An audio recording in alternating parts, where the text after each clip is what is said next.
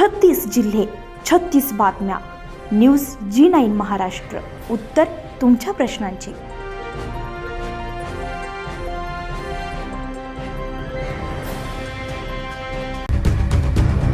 अमरावती ग्रामीण जिल्ह्यातील शेतातून केबल, मोटार पंप आणि स्प्रिंकलर चोरी करणाऱ्या टोळीचा गुन्हे शाखेने पर्दाफाश केलाय.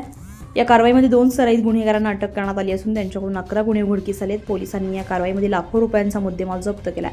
यामध्ये देवराव शंकरराव धुर्वे वय वर्ष 49, शरीफ अब्दुल खान वय वर्ष 21 राहणार तळेगाव, राहणार तालुका आष्टी, जिल्हा वर्धा. गेल्या काही काळापासून ग्रामीण भागामध्ये शेती साहित्यांच्या चोरीचं प्रमाण वाढलेलं होतं. यावर अंकुश लावण्यासाठी पोलीस अधीक्षक विशाल आनंद यांनी गुन्हेगारांचा शोध घेण्याचे आदेश दिले. दरम्यान 18 मार्च 2026 रोजी स्थानिक गुन्हे शाखेच्या पथकाला गोपनीय माहिती मिळाली की 2 व्यक्ती लाल रंगाच्या मालवाहू रिक्षाने चोरीचे तांबे विकण्यासाठी दिवसाकडे येत आहेत. या माहितीच्या आधारे पथकानं पळसखेड ते तळेगाव रोडवर सापळा रचून संशयित रिक्षा अडवली आहे.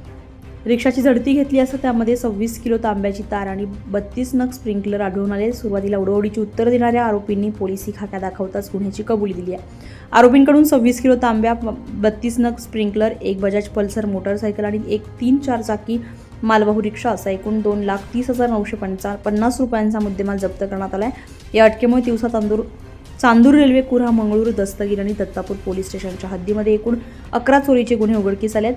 आरोपींना पुढील तपासासाठी तिवसा पोलिसांच्या ताब्यात देण्यात आले. ही कारवाई पोलीस अधीक्षक विशाल आनंद, अप्पर पोलीस अधीक्षक पंकज कुमावत यांच्या मार्गदर्शनाखाली स्थानिक गुन्हे शाखेचे पोलीस निरीक्षक किरण वानखडे आणि त्यांच्या पथकानं यशस्वीरित्या पूर्ण केली आहे.